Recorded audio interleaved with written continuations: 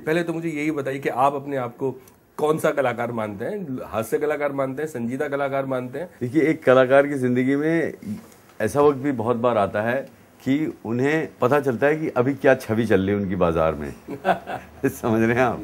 मुझे नहीं लगता है कि कोई भी कलाकार जानबूझकर एक जैसा ही काम करे या करेगा। हमारा जो प्रोफेशन है उसमें जो चीज़ें चलती हैं, जिसको कहते हैं ना चलन, ट्रेंड हो जाता है, छवि बन जाती है, आप टैग लग जाता है। या आप कॉमिक एक्टर हैं, आप सीरियस एक्टर हैं, आप एंग्री यंग मैन हैं, आप ट्रेजिडी किंग हैं, आप ट्रेजिडी क्वीन हैं, आप समझ रहे हैं ना आप? तो हम तो मतलब बस ये इंतज़ार करते रहते कि इस बार कोई एक अच्छा सा टैग मिले ना, क्योंकि अभी देख रहा हूँ कि नए नए टैग आ रहे हैं मेरे पास। तो वो टैग भी मुझे सारे टैग्स अच्छे लगते हैं, मुझे टैग से कोई परेशानी नहीं है। बस कोशिश ये है कि कितने टैग्स बटोर लूँ मैं। जो आपकी फिल्म आ रही है गौर हरी दास्तान, उसमें आप मेरे ख्याल में नया टैग लेने वाले हैं। मैं कंपेयर नहीं करना चाहूँगा, बट देख के कहीं ना कहीं ट्रेलर आपको सारांश भी याद आ जाती है। इस तरह की फिल्म मैं पहली बार कर रहा हूँ। बायोपिक थोड़ा मुश्किल होती है, और वो भी तब जब इंसान जिंदा हो। भाई क्या है, हर फिल्म मुश्किल होती है। अगर उस तरह से आप देखें ना, आपने बाजी पलट ली। तो हाँ, हर फिल्म मुश्किल होती है। दास जी की कहानी में बहुत ज़्यादा ड्रामा है नहीं, और बहुत ज़्यादा कॉन्फ्लिक्ट इसलिए नहीं है क्योंकि वो खुद बहुत ही सुलझे हुए सहज आदमी। मैं बता दूं दर्शकों को कि गौर हरी दास्तान जो फिल्म है वो एक ऐसे स्वतंत्रता सेनानी की कहानी है जिन्होंने संघर्ष की, जो स्वतंत्रता की लड़ाई तो लड़ी ही थी, साथ में इस बात की लड़ाई भी लड़ी कि उनको प्रूव करना पड़ा कि भाई मैं स्वतंत्रता सेनानी हूँ, और वही कैरेक्टर विनय निभा रहे हैं फिल्म में। तो जब इस तरह के कैरेक्टर्स आते हैं आपके पास तो बहुत ज़्यादा नहीं आते हैं। I was really surprise. मैंने आनंद से कहा कि भाई मतलब अच्छा, ये तो बहुत ही अच्छी कहानी, ये क्यों आप इसे, I want you to play Das. तो मैं तो खुश तो राइट अवे हो गया, लेकिन फिर मैंने उनसे तुरंत ही पूछा कि एक बात बताइए, आप किसी ने मना कर दिया है तब आप मुझे बुला रहे हैं? ये बहुत इंपॉर्टेंट, मैं आपको रुकना चाहूंगा, ये बहुत इंपॉर्टेंट सवाल है। इंडस्ट्री का ये भी हिस्सा है कि कई बार जो कहानी है वो बहुत सारे एक्टर्स के पास जाती है और पता लगा कि उनकी भी एक लिस्ट होती है, जिससे मुझे कोई परेशानी नहीं। I take it as a privilege.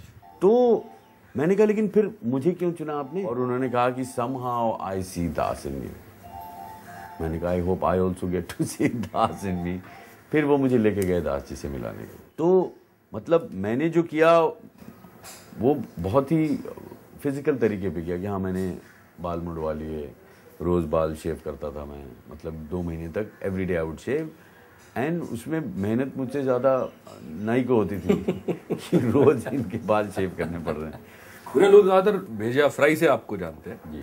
और ये बात कभी छुपती है आपको कि यार इतनी सारी फिल्में मैंने की हैं, जब देखो जिसको देखो आ जाते हैं लोग कि यार आपने भेजा फ्राई में बात। शुरू में मुझे लगता था, लेकिन I realize it, I found another way to look at it. Bheja Fry की वजह से काफ़ी लोगों ने मुझे जाना है। भेजा फ्राई इतनी ज़्यादा प्रचलित हो गई कि जो हमारा मेन स्ट्रीम जो खेमा है, जहाँ पे हमारी फिल्में नहीं पहुँचती जल्दी, उसमें सेंध लगा दी। ठीक है ना, भेजा फ्राई ने सेंध लगा दिया। आपने बिल्कुल सही कहा।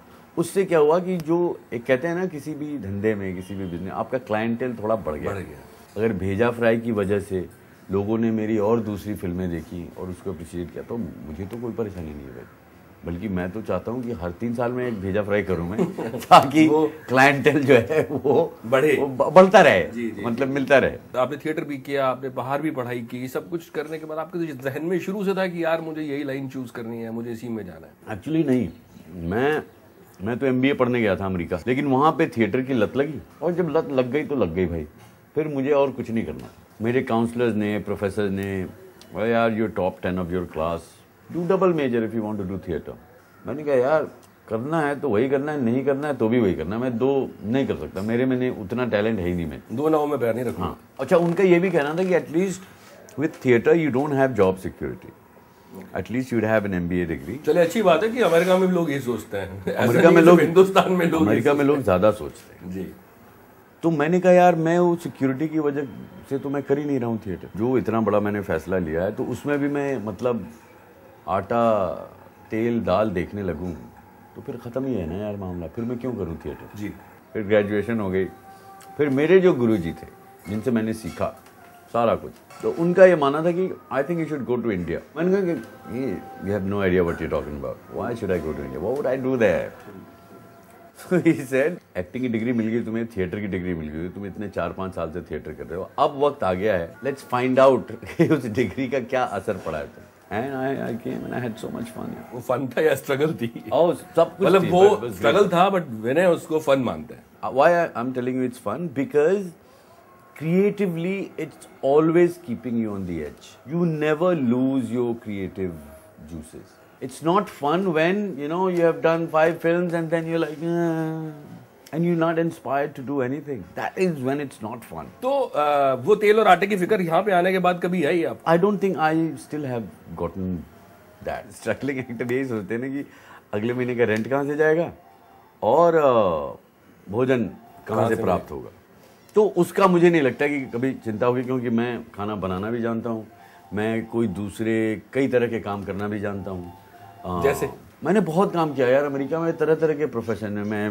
मैं पेट्रोल पंप पे अटेंडेंट था, मैं सिक्योरिटी गार्ड था, मैं सेल्स पर्सन हुआ हूँ। My most favourite job was house manager in a concert house. So I have house manage Gregory Hines, the tap dancer. I have house managed one stand up evening of Ellen DeGeneres. She was just starting out at that time, I remember. Of course, I was a drama student. और तब तक मैंने उनका नाम ही नहीं सुना था। कौन है यार Ellen DeGeneres? Of course, since I was the house manager, I would take her to the green room. I'll receive her and I'll see her off. And आपके लिए पानी, आपके लिए कोक, आपके लिए पीनट्स, आपके लिए काजू। लोग हमारे पास आते थे कि आपके बहाने मुझे एक ऑटोग्राफ दिलवा दो।